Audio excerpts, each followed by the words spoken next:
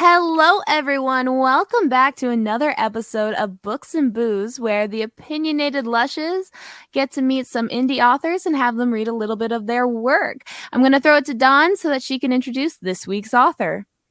Hey, everyone, and let's give a nice warm welcome to Lizzy. Hi, Lizzy. How are you? Hi, I'm good. How are you guys? I'm excited. We are excited to have you. So you want to tell us a little bit about yourself, where you're from, how long you've been an author? Do you have any pets? We are obsessed with pets in our houses, so. Totally. Yes, absolutely. Let me start with the pets. I have 2 bunnies and a bird because my oldest is allergic to dogs and cats. I have a bunny. And his name is Tequila.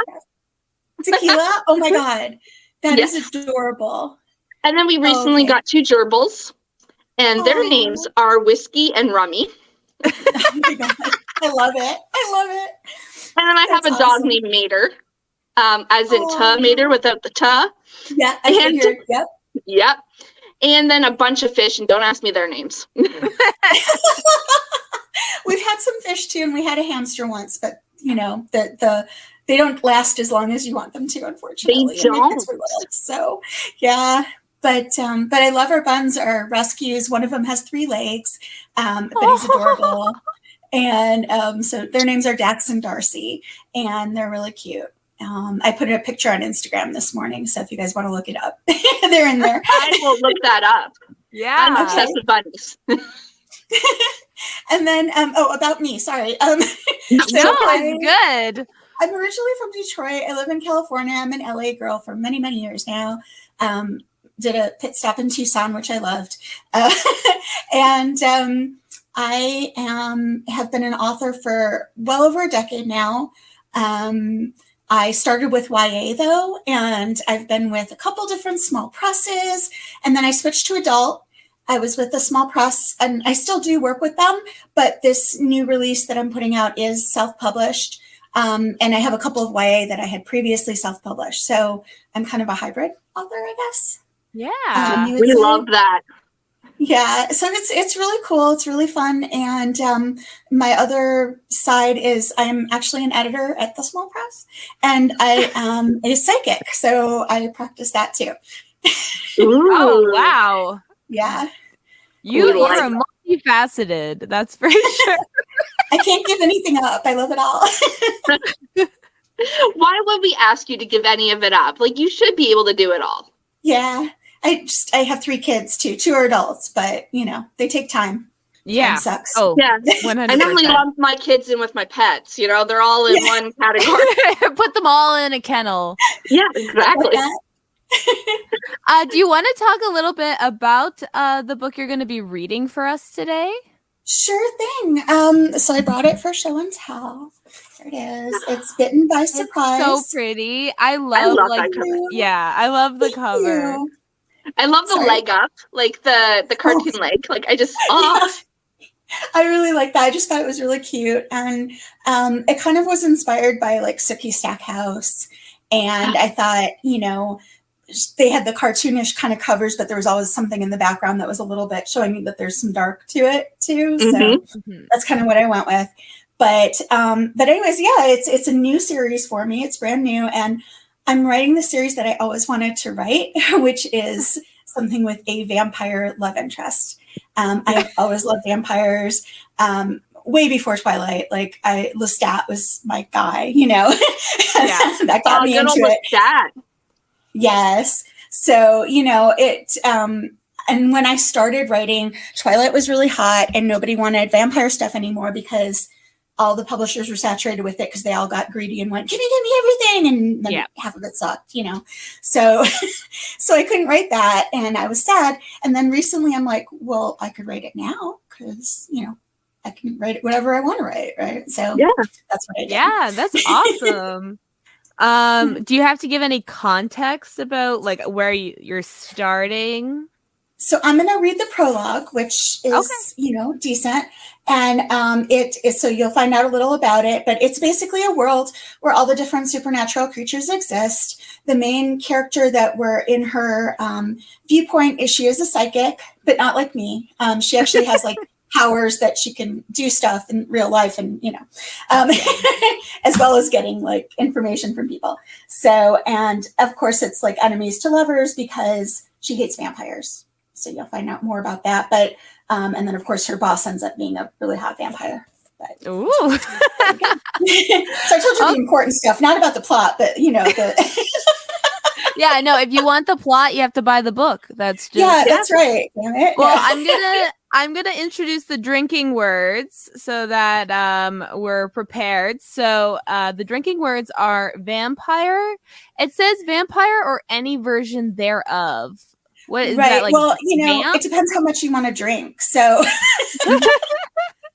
so I might say vamp or something like that, or vampirism. Okay. I think I'm prepared. Okay. Cool. Science and magic. Yeah. Okay. So start I whenever you're ready. Make sure you guys had enough to drink. Okay. Here we go. I'm a reader's on, so because I'm old.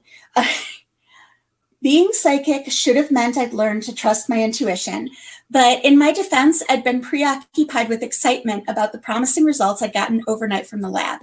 So when I stopped at my usual coffee kiosk to grab an extra large double caramel latte and a blueberry scone for Lydia, I ignored the itchy feeling of someone watching and practically skipped the rest of the way to work.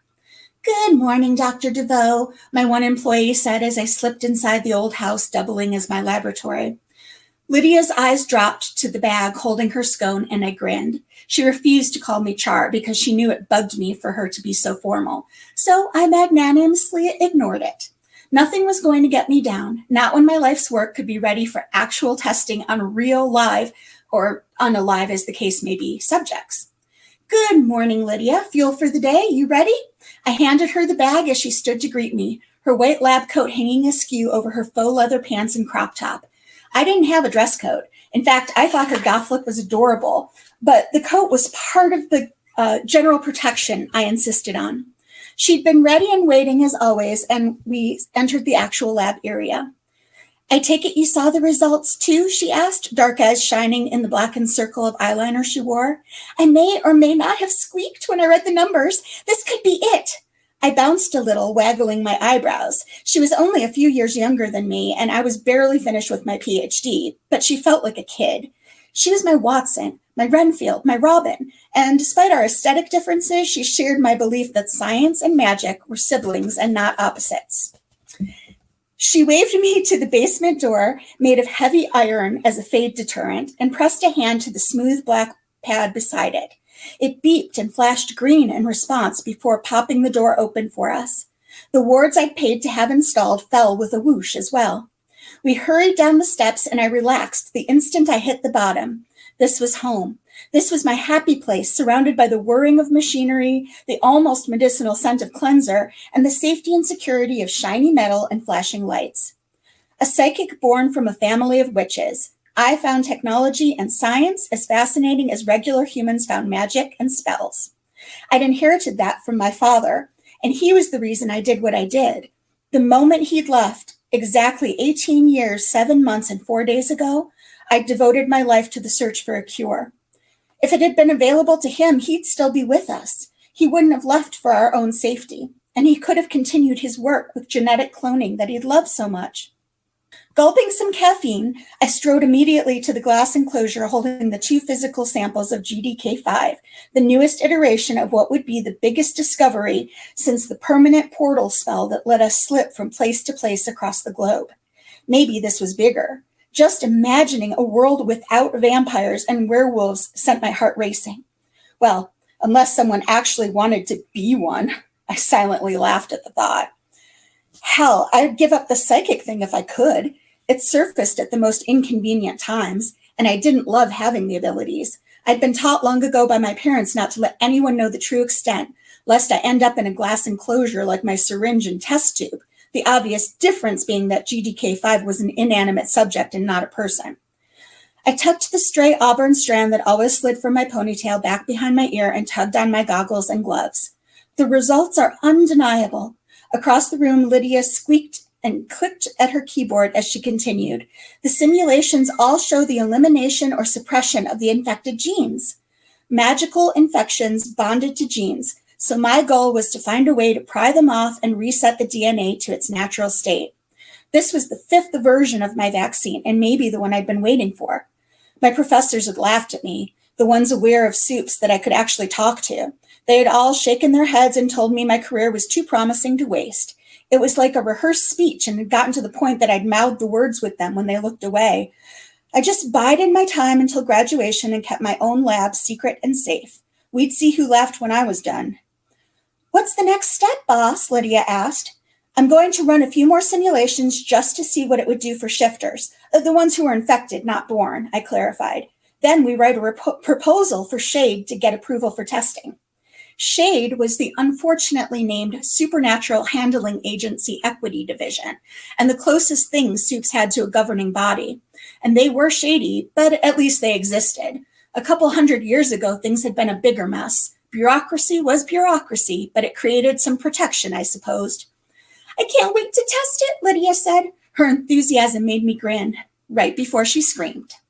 I spun to find my assistant, my friend, lifted off the ground. Doc Martin scrabbling for purchase as a large man held her clasped before him, muscled arm pressed against her diaphragm, squeezing the air from her lungs as her screams turned to hoarse gasps for air. His skin glowed softly beneath the lab's lights, a sickly tinge to the otherwise dark hue. Even without fangs extended an inch from Lydia's neck, I'd known he was a vampire by the lack of aura around him. Dead didn't have auras. But it wasn't just him intruding on my sacred space. He had a friend, slightly shorter and just as muscled with pure white hair that stood out at all angles. And that friend smiled at me, fangs also extended. I knew that look. It said, I'm going to play with my food. And I was the food. My heart rate sped up as I pushed back the flashes of the attack I'd witnessed at the age of 9. Fangs glinting like silver, blood running so fast and thick it looked like shadow instead of red, the coppery smell in the air. What do you want? I asked, glancing back and forth between them. If they'd only wanted a meal, they wouldn't be hesitating. I squeezed the edge of the counter to prevent myself from shaking and to stay in the here and now. Whitehair laughed, mimicking my words as he took a few steps closer. I tensed, glancing at Lydia, who'd gone quiet as tears streamed down her face, smearing her black makeup. The asshole who held her darted his tongue out and licked the skin of her throat. What do you want? I repeated, voice stronger than I expected. That stopped Whitehair's progression. He narrowed his eyes at me and hissed. I swallowed but remained as impassive as possible. I want your research, doctor. I believe what you're doing is quite valuable, noble even. A breathy laugh escaped my lips. Something tells me you could care less about noble intentions. Maybe it's the way your buddy is hurting my friend. Whitehair glanced over at the other, and after whatever he communicated non-verbally, Lydia's attacker released her, letting her fall to the floor where she scooted back into her workstation. Thank you, I said. I believed in rewarding good behavior. See, doctor? I don't want to hurt either of you. Just give me your research and come with me willingly. Come with you, I repeated. I had a tendency to do that when at a loss. Sometimes it worked to my advantage. I will fund your research. You will have everything you could desire, equipment, facilities, monetary compensation. Whitehair spread out a hand like he was showing a buffet of wonders. Funding like that means skewing my research, and I'm not doing that. It's why I work alone. How did you find out about what I'm doing anyway? I asked, suddenly realizing what this meant. I'd kept everything as under wraps as I could since asking my professors and mentors for help, even on the most general principles, had only alienated them further. Safer for all involved, obviously. Science is science. We both get what we want if you cooperate, he said, ignoring my question. If you don't? He trailed off and glanced at his friend, who stepped closer to Lydia and leaned over her menacingly. Stop, I said. Tell him to back off and we can talk. Why would I do that? Whitehair grinned again, making me shudder and look away. I couldn't get lost in the past right then. I had to focus on getting us out of this impossible situation. I don't want to talk. I want you to do what I say. I hesitated too long, trying to think. There was always a solution, always a way out of impossible situations. It was a truth I built my life on. But the magic answer didn't show itself, and the vamps I dealt with had no patience, despite living however many years they had. When I didn't respond fast enough, Whitehair nodded, and his friend snatched up Lydia with the super speed of his kind, sinking his fangs into her neck and ripping out a chunk of flesh as I watched. No! I screamed the word, throwing out a hand automatically. Beside me, the glass case opened and the syringe shot out across the room, sticking in the giant vamp's neck like a dart, and the solution of NDK5 emptied into his body. Whitehair's eyes rounded like saucers, and he stared at me for a beat too long, then whipped around to his friend, who once again dropped Lydia to the floor, where she pressed a hand to her gushing wound. We all watched, stunned, as the vamp stumbled, yanked the empty syringe from his neck, and stared at it. What I saw was likely very different from what the others did, as green light engulfed his body, then subsided, and an aura of pure black spread from his neck to the rest of him. His skin warmed in color, and his eyes changed from the entrancing vividness of a vampire to the dull brown of an ordinary man. His fangs retracted. My breath caught. It had worked. He was human again. Then the black aura constricted, and the paleness returned to his features. His face sunk in on itself like nothing existed between skin and bone, and the rest of his body followed suit. He fell back, panic in his bulging eyes, as he disintegrated into a steaming pile of fine gray dust on the floor. Lydia screamed, scooting away and still grasping at her wound. Whitehair spun back toward me, eyes alight with unmistakable wonder and excitement. I didn't hesitate. I reached toward my purse, which I'd tossed aside in the corner of the room, and a wooden stake flew into my palm along with a small bubble charm the size of a pea. I'd carried them with me, the same as I'd carried mace since going to college, just in case. Whitehair zoomed forward so fast my own hair flew around in the ensuing cyclone, but I'd already squeezed the tiny pearlescent charm, breaking it open. It was my mother's making, a time watcher spell. His super speed couldn't stop me from watching his every move and making my own in response. To my surprise, he hadn't come for me. He'd gone for the other vial in the case, my only remaining physical specimen of my work. And although it had killed his friend, the closest I'd come to curing the disease of vampirism.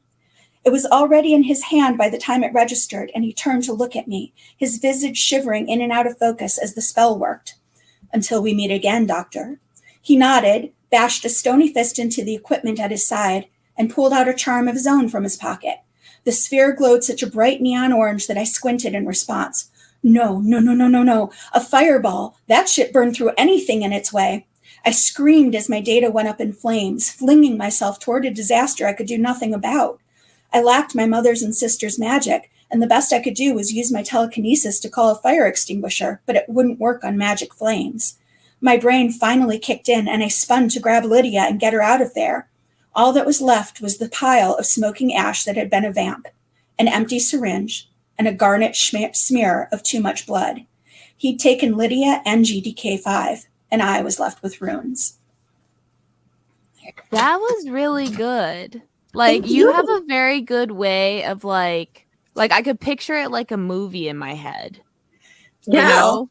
Your details are like good, and it seems like an easy read at the same time, but like with good detail. Yeah, it's Thank like you. enough detail. It's not like so much where I'm having to like remember things, you know, like it's enough detail to make the picture and not Tolkien-esque. You know what I'm saying? Good. Yeah, I write shorter. I don't write long. Like a lot of people write really huge books and then have to edit it down. I'm the opposite. Like I write short and then have to fill in sometimes. But I purposely have made these shorter reads because I want to put them out more often. My goal is to put one out every 2.5 months so that it's like quicker for the readers. Oh, wow. Yeah. Nice. We'll see how I do with that. But It's a good goal. It's a lot. it is a lot. I might be crazy, but you know, I like to test myself. So okay, you said you write shorter. So I ask everyone, are you was it pantser or plotter? Or plotter, yeah. yeah. I call myself a pantser. I have tried plotting, and it actually makes it much harder for me, and it's more of a slog to write. I love the discovery of the first draft, the feeling that it's almost like magic, you know. And I have an acting background, which I think helps because I kind of get into the character's head, and while I'm writing, I see it like a movie, like you described, you know, in hearing it. So that made me feel good because it's like I'm trying to portray whatever I'm watching, you know, in my head. Yeah. Yeah. So, yeah. And I mean, I do a little bit of things like if I'm able, I'll do a beat sheet. You guys know Save the Cat and that kind of, so I'll do like a beat sheet, something very simple, right?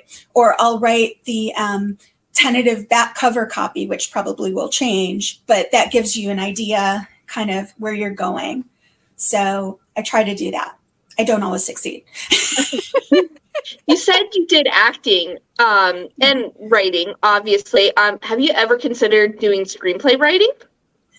A lot of people have asked me that, and I know screenplay writers, and it's just not my thing. I don't know. I like novels. I did consider it at one point. Actually, one of my short stories was almost optioned, and part of that deal would have been to co-write the script, which was really exciting. But the truth is, I think I like the internal monologue, and you can't do that in a screenplay. You know, Yeah. That's true. I like knowing what the character's feeling and thinking and that kind of stuff. So that's important. And I don't know, it's a little too structural for me. I don't like to be too penned in, so to speak. So, yeah. So you're planning on releasing these smaller books every 2.5 months. Again, insane. And you've been doing this for about a decade. So like how long on average does it take you to write a book? Good question. So it really varies. When I first started, I was worried I wouldn't be able to write an entire novel because I had written short stories and poems for most of my life with the intention of always eventually writing, being a real writer, quote unquote. So I forced myself to write a novel. And as soon as I did that, which will never see the light of day, by the way, it was horrible. It was also middle grade. So, I don't know. But anyways, as soon as I did that and proved to myself, wow, I can actually do this, it was like the floodgates opened and I like vomited out my manuscripts. I know that sounds terrible. We're drinking, but, I can still drink to it. Yeah. That's good. I got my coffee and my writer's tears. Oh my God. I love that it's called Writer's Tears. It's one of my writers gave it to me as a gift. And I was like, oh my gosh, that's so sweet. Cause I had it, but, but if I really want to write something, I can do a draft in a couple of weeks. Okay. Now that's not necessarily with the editing, obviously, but I can get it down pretty quickly. So do you have a certain routine to get you into writing? Like, do you set time aside? Do you have to have a quiet room? Do you have to have chaos going on to get you going? Like, everyone's different. So what's your thing? It is. So here's the killer is that I would love my own space. And that's something that's very important to me. But right now I'm in the bedroom, but I have been relegated to the middle of the family room with the bunnies and the bird with no door. Yes, that's where I've been working, where my desk is set up. Because my oldest came home from after college. I thought, they'd move on, get a job. No, they're in the room, which was my office. And so now I'm back there. And they just come in and out to interrupt me at any moment. No thought of, Mom's working. Just sometimes I just wonder and sit there and stare at you. And you're like, can I help you with something? But the thing is, I try to make a schedule at the beginning of the week. This is what I'm working on. This is what I'm going to work on these days. And if it's really bad and I can't do anything here, I will pick everything up because I have a laptop and I will go to, Barnes and Noble in the coffee shop and sit there and write. That's so bad when being in a public space is more quiet and you're left alone longer than being at home. Nobody else is talking to me. They're just talking around me. So it's a little different, Yeah. But yeah. And then I noticed recently I got back into listening to music while I write. And I wasn't doing that for a long time. And that really helps. I write so much faster for some reason when there's music playing. I don't know what that is, but well, I mean, we've had authors on that make playlists that are in the spiel of what they're writing to listen to while they're writing it, Yes. And I used to do that. And I did it with this book. Actually the second book, I guess I started it, but All I did was I went to Spotify and I had it play the vampire playlist that was already there. And I picked and chose the ones that I liked. So that's how I started my playlist, honestly, but it works, Well, yeah. I mean, you can find, inspiration anywhere. Exactly. Right? And everyone, like I said, is different, but also everyone has their own thing. So, like, it's the same, but different. It's true. And nobody should ever be shamed for their process because whatever works for you Absolutely works. not. Everyone works their own way. And I always say, like, dude, you wrote a book. Like, Right. who cares how you did it? You wrote a book. That's cool. Like, what? I didn't write a book. I didn't No, you're right. And I see that on social media all the time. And I always like, oh my God, what are you doing? So whatever. It's okay. What really motivated you? You said you started, I'm assuming you've been writing for a long, long time, like obviously longer than you've been a published author. That's right. So what really made that like leap for you into finally publishing? Well, so it helped when I looked at it like a business. Like I said, most of my life, it was always in the back of my mind, like, I'm going to do this. And then someday I'm going to be a writer. And then someday I'm going to be a writer, like it's in the future somewhere. Yeah. And I wrote, like I said, a lot of short stories. And I didn't understand at the time, like how things worked, right? So I had gotten to the point where I was communicating with an editor in a magazine who was like giving me personal feedback and trying to help me write. And then I just stopped. I'm like, I'll do it later. I don't know what I was thinking. So then fast forward, my oldest was about 10 years old. The youngest started school, not the youngest, but not my middle one now. There's a big gap between my second and my third. So, so my kids were in school and I was thinking about trying to get a job. And I hated it. Like I hated sending out resumes. It made me antsy. Like I didn't want to do it. And nobody was calling me anyway. Like nobody wanted a mom who was a volunteer for 10 years. They don't call you. So I suddenly occurred to me, I'm like, well, if I'm getting rejected anyway, why don't I do what I like doing? So that's when I tried writing and looking at it. I said, I'm going to treat this like a full-time job. I'm going to sit down with my computer when my kids are at school. I'm going to spend X amount of time writing to see if I can write my novel. And I'm going to spend the rest of the time learning about the business of writing, like how to revise. Yeah. Like I was so anti-revision, which is hysterical because I'm an editor now, but that's like, how it works. You evolve over time. Right. Yeah. And I feel like I almost got a master's worth of stuff online because I just went down the rabbit hole, but writers do that, Yeah. And it was great. And people were so supportive, all the other authors out there. That is something that's amazing. I mean, there's the community's big. Yeah. And it's awesome. I remember I was like over the moon because Holly Black tweeted back at me during something on Twitter. Like this was years ago when Twitter was popular, when it was good. Yeah. And I was like, oh my God, Holly Black tweeted me. Oh my God. Was it like after she wrote Cruel Prince or Wicked King? It was right around then, actually. Yeah, oh, wow. It was really cool. She was there was one of those chats. We used to do Twitter chats all the time. It was like YA Lit Chat or something like that. Mm-hmm. And I was participating and she said something and I answered and she tweeted back at me and I was like, oh my God, it's awesome that people give back, at all levels. So it's really cool. Okay, so you got a retweet from Holly Black. Is there any other like famous authors that you've actually met or talked to? Oh yeah, and it's awesome. And most of it again is from when I was in the YA stuff. So like Ellen Hopkins, I'm friends with her on Facebook, but I know her. I've met her in person, and it was so funny because every time I met her, I'd be like, "Oh, you probably don't remember me." She's like, "Stop it." Of course I do. Yeah. So, and, oh God, my favorite, my hero is Libba Bray. Do you guys know Libba Bray? Yeah. No. I don't think so. Okay. You have to, her personality is just incredible. And she's an incredible writer. She writes mostly YA, so that's probably why. But she was speaking at some event and I told her, you're my hero. So she wrote in the book, I'll be your hero if I can have a cape. And so we, from then on, had this relationship where I would go to a speaking thing for her or a signing.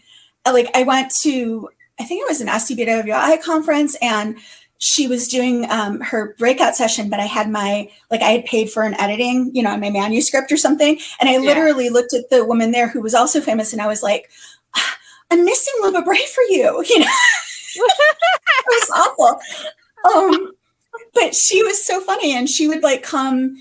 I was part of this group of authors who did I don't know, we had a blog back in the days when blogs were big. And I was sitting next to my friend Cindy Pond, who's also a pretty big YA author and is wonderful. And I'm sitting there gushing about Libba, which I felt really stupid later.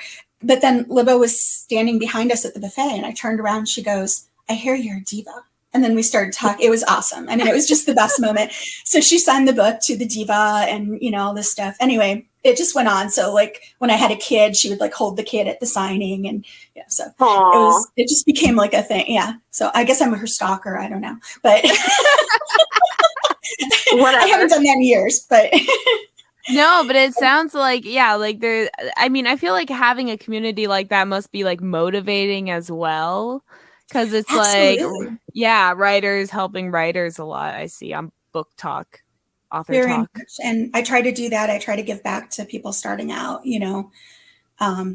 So it's like a chain, Well, speaking of which, we always like to ask, what advice would you give to inspiring writers? That's such a catch-all because it can vary depending on the situation. But one thing that I actually, again, talking about Libba Bray, got from her, which was write what scares you. That actually meant a lot to me. And it made me challenge myself and continue to challenge myself to do things out of my comfort zone, and allow both the subject matter to be darker, maybe, right? And also the style of writing and the technique to be different. So that was how I took that, and I think it's really helped me grow as a writer. So I would definitely say that to someone else. The other big thing is perseverance, because man, they call us dinosaurs that have been around for so long. And, it's, a lot of people end up giving up, and it's so sad because, it's true. Not everybody can do it, but it depends what your goals are. If you're just doing it to be a best-selling author, okay, maybe you're not going to get there. I don't know, but maybe you will. And it'll never happen if you don't try. There's a 0% possibility. So keep doing it. If it's what drives you and you need to write, then do it, So that's my 2 cents. You said that you've been in mostly small traditional publishing before you did independent. Do you have any advice about how to get into that? Because I know a lot of people have problems doing that step.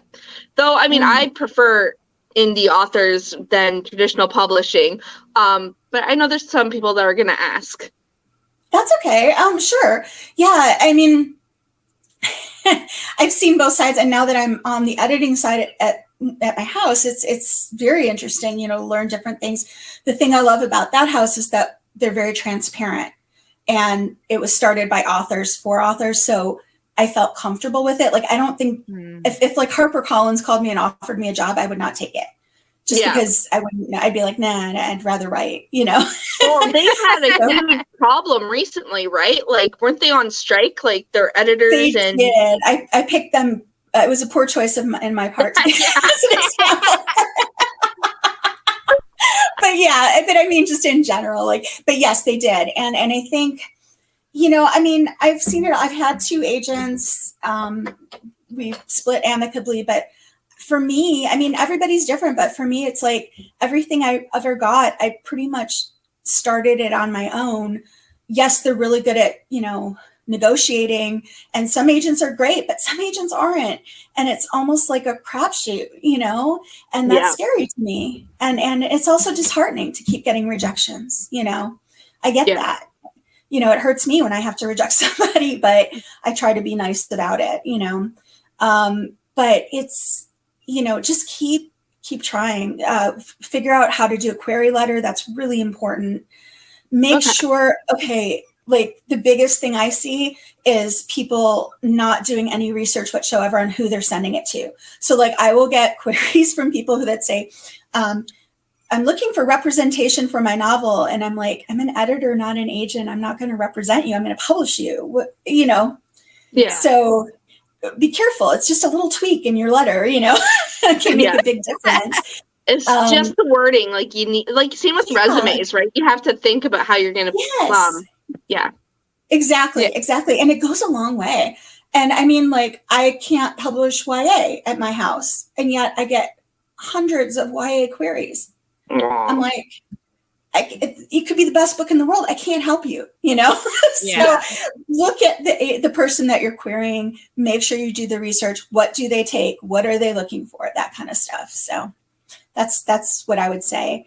And then you never know. I mean, that's it. The other thing is really do your homework about what house you're signing with, because I've been with small presses that are amazing, and I've been with small presses that are really problematic and I would never go back to. Do you have small press red flags? Like, ooh, yes. That's a really good question. And yeah, let me think. There's so the red flag that I should have noticed with the one in particular that I'm thinking of that I'm not going to name is that when they sent me the contract and I went back and said, could you possibly reword this and this and this, instead of saying, well, I can do this part, but not this part, or reason we can't do that is blah, blah, blah. The answer was no, sign it or don't. And that's a red flag. Yeah. That's a red flag. No negotiation, red flag. No negotiation. They should negotiate. There should be negotiation. Now, some things can't be negotiable. I've also seen authors who go way overboard trying to change the contract. And it's like, no, that's a standard in all contracts. Like if you were to look at author that's in all of them. Like there's nothing we can do, you know? Yeah. So do your homework, you know, and if you're worried, get somebody professional to look at it, a lawyer who does contracts, you know, whatever it is, an agent. So that's a big red flag. So listen to that, all you indie authors out there. It is. And of course, as the psychic, I say, follow your gut, your intuition. If something feels not right, it probably isn't right. I definitely believe in intuition. I think everyone gets that feeling, you know, like, you know, when something. It's vibes. Are the vibes absolutely. Good? Right. Absolutely. Yes. And also see if your vision matches with the editor's vision. Like I might want to do something with your manuscript that is like, makes you go, you know, tell me, because maybe we don't mesh, you know? Yeah. So see how that works out too. Like talk to them. Don't be afraid. What would you say is the hardest thing about being an author? Oh gosh. The time. I know that's a weird answer, but time, because even though I'm standing here going, I'm going to put out a book every 2.5 months, the whole process, the whole timeline for everything just feels slow. And like it'll be, you know, June 15th is when my book comes out officially. And that day I'm going to be all, oh my God, my book's coming out, but there won't be much to do. Like I'm going to do some social media, but I'm going to sit there all day going, now what, you know, refresh. Just like watching like your Amazon, like, does it go up? Does it go down? Like how many reviews do you get? Like, right. Like how often does Amazon update the numbers? You know, refresh. Right. Exactly. So to me, that's difficult. I have patience issues and, but I've learned, I mean, like I said, it's been, I don't know, 13 years since I started doing this. So it's like, I've learned, but there's still those times when you're like, come on, I really want to get feedback. You know, I think that's it. Yeah. Do you find like especially gonna be releasing a book so often, for marketing, what kind of like, what's been what have you done marketing wise? Social media, that kind of stuff. Is there a favorite social media? Yeah, so I've discovered that I really like TikTok. That's my favorite. We get that a lot. Yeah, that's been the go-to. Well, that's where we find our authors for this show, right? Yeah, 90. That's how I found you. So you know, I mean, it is. And but I really feel like it's more genuine. Like you can really get a snapshot of who the person is. And I think that it's just, I don't know, there's something very natural about it. You know, I've never been good at Instagram. I'm trying so hard, and I really am. And I'm building it slowly, but that's never, like, pictures is not my thing, I guess. But I could sit here and talk to you guys all day. So yeah, that kind of thing is fine. And, you know, I don't care if I look like an idiot or whatever. It doesn't bother me. So Yeah, it doesn't bother us either. Like, we literally record ourselves getting drunk every week. That's no shame. I told my husband I'm going on here, and I said, he's like, oh, that's cool. I said, yeah, it's called The Opinionated Lushes. And he goes, why isn't that your podcast? And I was like, I don't know whether to hit him or hug him. So I was like, okay.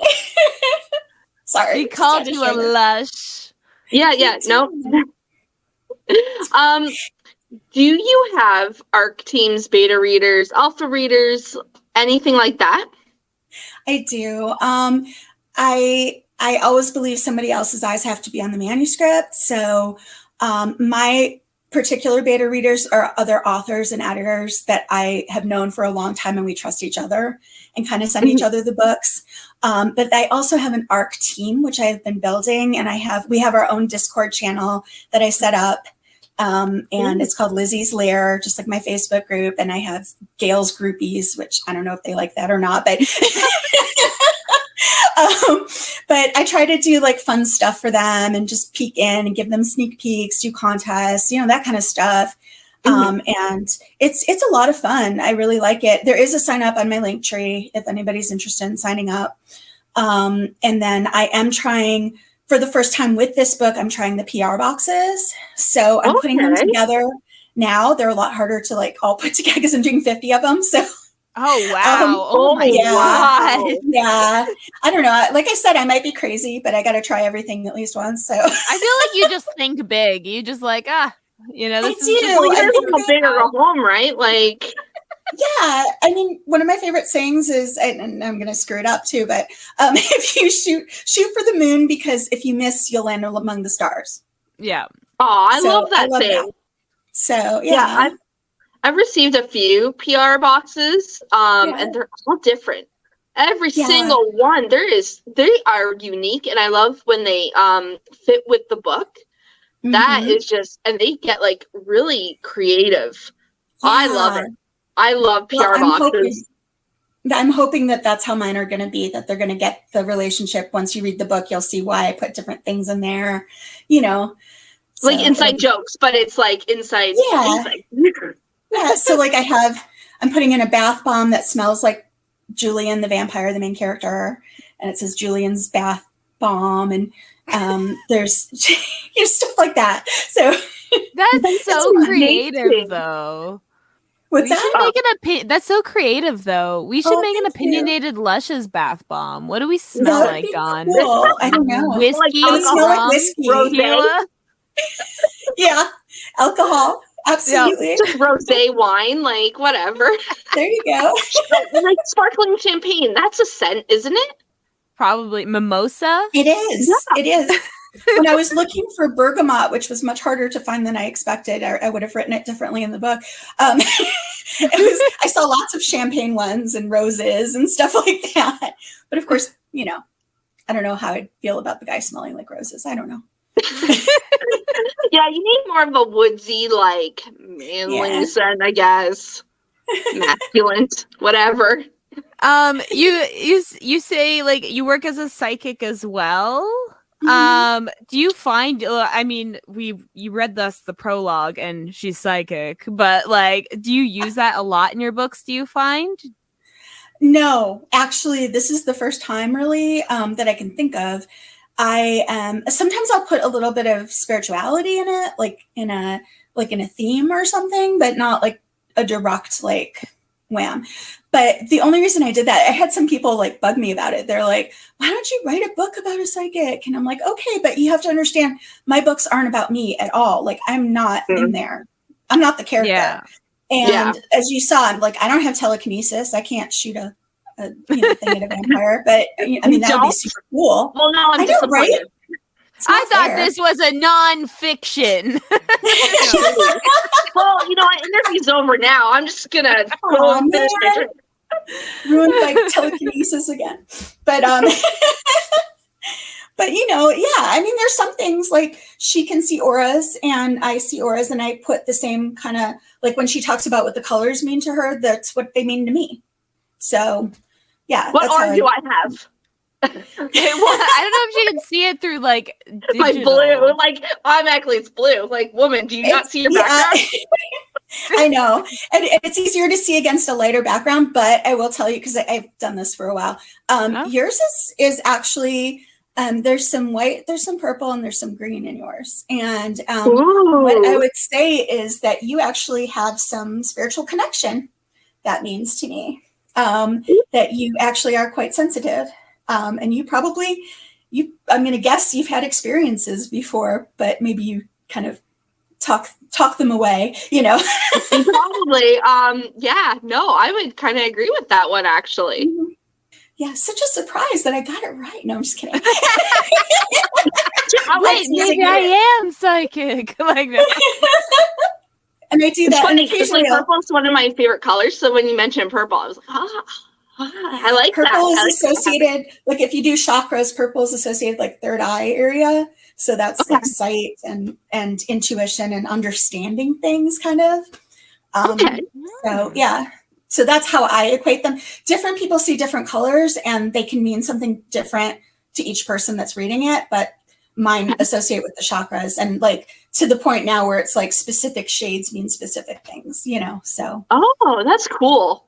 That's not just like one straight, like purple means one thing, but it's like different shades. Like if a lavender were deep purple, like a royal purple would mean definitely different things. Yes. That's cool. Yeah. Well, I feel like with anything, it's probably a skill you have to practice, and then you get good at it and can hone in onto the details, Definitely. Yeah. Most definitely. And the more you do it, the better you get, that kind of thing. So.